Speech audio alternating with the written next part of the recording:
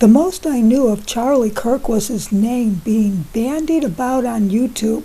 The rectification came up Leo Rising. After seeing a picture of him, I thought, nah, he doesn't have Leo Rising, just your average political figure. Until I saw him in action debating college students.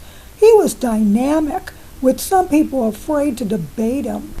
He comes across fearless, charismatic, with an intimidating demeanor, very much like Leo the Lion. I find it amazing how Charlie had such a vast knowledge of history, political science, contemporary and historical figures, contemporary events, statistics, scientific knowledge, as well as law, all tucked away in his memory to draw from in backing up his arguments.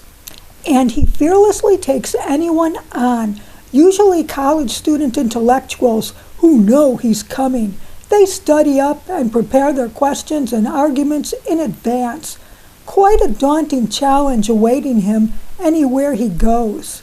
Has education in America improved or gotten worse since the Department of Education was formed? It has literally been 3 months. I have absolutely no idea. Since the Department of Education was formed in the 70s. We now have 50 years of evidence. Has American education gotten better since we've had a Department of Education, or has it gotten worse? I personally don't think that has to do with the Department of Education.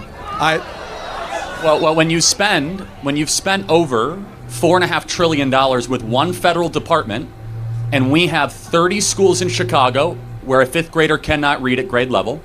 We have 35 schools in Baltimore where kids cannot do math or reading at grade level.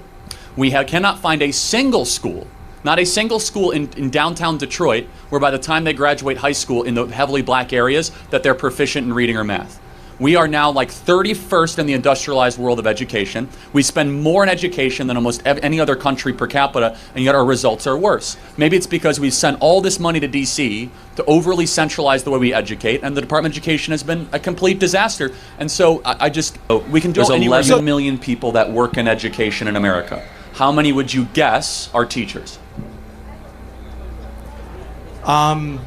I'm assuming that it's very bloated, and I'm just going to guess that 2 million are teachers. Yeah, it's about 2 to 3. It's like 3.5 to 4 million. So that means that 7 million people that work in education are unnecessary administrators and paper pushers. And why is that important? Because we've not been funding teachers or education the last 30 years. We've been funding unnecessarily bureaucracy in our education the last 30 or 40 years.